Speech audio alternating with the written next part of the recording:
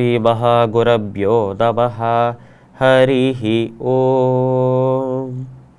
சதாசிவசமாரம்பாம் சங்கராச்சார்யமத்யமாம் அஸ்மதாச்சாரியபர்யந்தாம் வந்தே குரு பரம்பராம். GeM TV நண்பர்களுக்கு எனது வணக்கங்கள். இன்றைய நாள் அனைவருக்கும் இனிய நாளாக அமைய எல்லாம் வல்ல இறைவனை வேண்டி இன்றைய மதமும் நம் மதமே நிகழ்ச்சிக்கு செல்வோம். இன்னைக்கு நம்ம ஆதித்ய ஹிருதய ஸ்தோத்திரத்திலேன்னு ஒரு ஸ்லோகத்தை அர்த்தத்தோடு பார்த்துட்டு நேற்றைய தினத்தின் ஆன்மீக கதையின் தொடர்ச்சியை காணலாம்.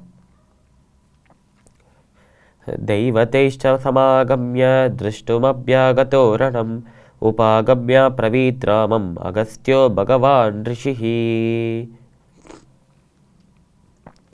இந்த ஸ்லோகத்திற்குண்டான விளக்கம்.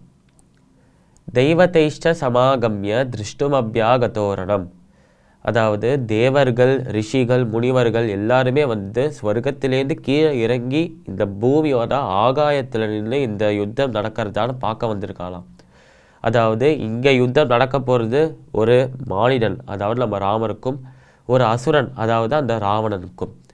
ராமருக்கும் ராவணனுக்கும் நடக்க போகிற இந்த ராமாயண யுத்தத்தை பார்க்கறதுக்காக ஸ்வர்க்கத்திலேருந்து தேவர்களும் ரிஷிகளும் முனிவர்களும் எல்லாருமே கீழே பூலோகத்துக்கு இறங்கி வரலாம்.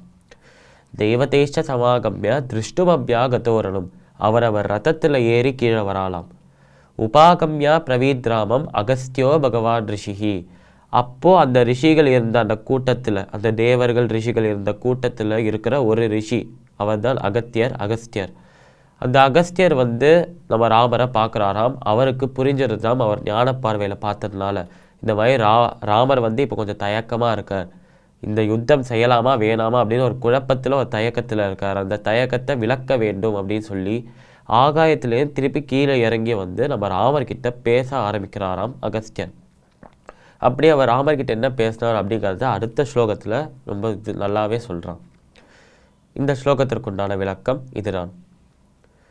இப்போ நம்ம நேற்றைய தினத்தின் ஆன்மீக கதையின் தொடர்ச்சியை காணலாம்.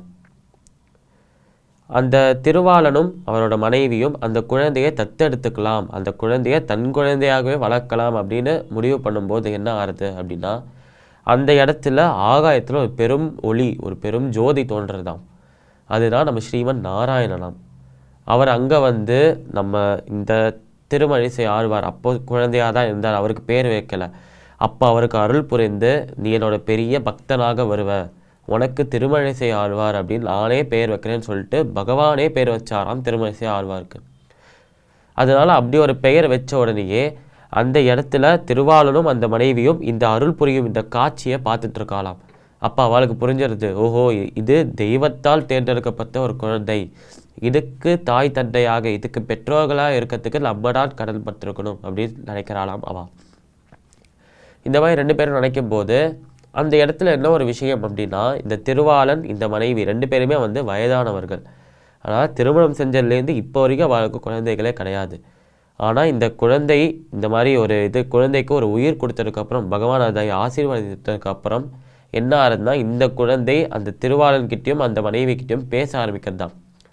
அப்போ இந்த பெற்றோர்களும் அந்த குழந்தைகிட்ட பேச, இன்னும் ஒரு ஆச்சரியம் என்ன நடக்குது அப்படின்னா, வயதாக இருந்த இந்த ரெண்டு பேரும், இந்த தம்பதியினர் ரொம்ப இளமையாகவே மாறுறாளாம். திருப்பி அவள் இளமை பருவத்துக்கே திரும்புகிறாளாம். இதை பார்த்த உடனே அவளோட குழந்தையாகவே இருந்தாலும் காலில் விழுந்து நமஸ்கரிக்கிறாளாம்.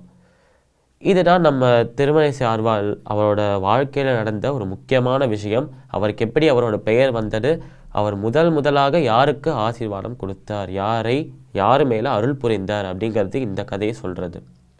மீண்டும் நாளை சந்திப்போம். நன்றி, வணக்கம்.